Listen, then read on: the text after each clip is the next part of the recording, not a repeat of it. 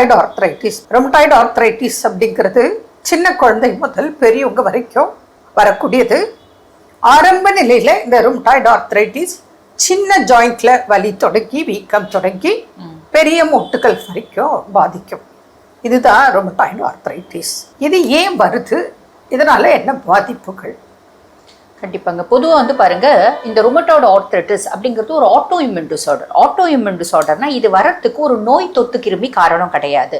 நம்ம பரம்பரையில நம்ம குடும்பத்துல யாருக்கோ ஒருத்தவங்களுக்கு இருக்கு, 7 ஜென்ரேஷன்ஸ்ல யாருக்கோ ஒருத்தவங்களுக்கு ருமட்டாய்டு ஆர்த்ரைட்டிஸ் பாசிட்டிவா இருந்துச்சு அப்படின்னா நமக்கும் வரத்துக்கு வாய்ப்பு உண்டு. இப்ப நமக்கு இருக்கு அப்படின்னா நமக்கு பின்னாடி 7 தலைமுறைகளுக்கு அந்த நோய் தொடர்றதுக்கான வாய்ப்பு அப்படின்னு உண்டு.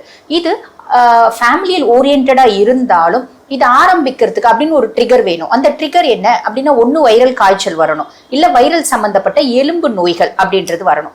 வந்துச்சு அப்படின்னா தான் அந்த வைரஸ் போயிட்ட பின்னாடியோ நம்ம உடம்புல இருக்க எதிர்ப்பு சக்தி அந்த வைரஸ்னோட தோல்ல இருக்க புரதமும் நம்ம எலும்புக்கு மேல இருக்கிற தோல்ல இருக்க புரதமும் ஒரே புரதத்தினால ஆனது. அது போயிட்ட பின்னாடியோ இதை அனலைஸ் பண்ண தெரியாம கிராஸ் ரியாக்ட் பண்ணி நம்ம எலும்பு அந்த வைரஸ் கிருமி அப்படின்னு நினைச்சு செயல்பட்டுட்டே இருக்கும், குத்தி குத்தி குத்தி ரணம் பண்ணிட்டே இருக்கும். அப்ப வெளியே இருக்க நோய் கிருமினா நம்ம மருந்து மாத்திரை கொடுத்து ரெக்டிஃபை பண்ணிட முடியும், உடனே டக்குன்னு கிளியர் பண்ணிட முடியும்.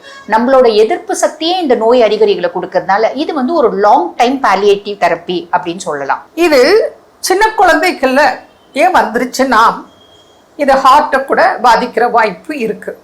இதே பெரியவங்களா இருந்தா அந்த அளவுக்கு பயப்பட தேவையில்லை. ப்ராப்பர் ட்ரீட்மெண்ட் எடுத்தா நீங்க அதுல இருந்து மீண்டு வர முடியும். அதுக்கு தான் நாங்க சொல்றோம், டயட்டு சொல்றோம். டெய்லி எள்ளு சாப்பிடுக்க, பச்சை உருளைக்கிழங்கு ஜூஸ் சாப்பிடுக்க, பைனாப்பிள் சாப்பிடுங்க, பப்பாளி சாப்பிடுங்க, அத்திப்பழம் சாப்பிடுங்க, முடக்கத்தாக்கீரை, வாதநாராயணக்கீரை, இந்த மாதிரி பூண்டு பால், ஏகப்பட்ட விஷயங்கள் நீங்க கரெக்டா ஃபாலோ பண்ணுங்க, கோஆப்ரேட் பண்ணுங்க, அதுல இருந்து மீண்டு வெளிவருக்கு.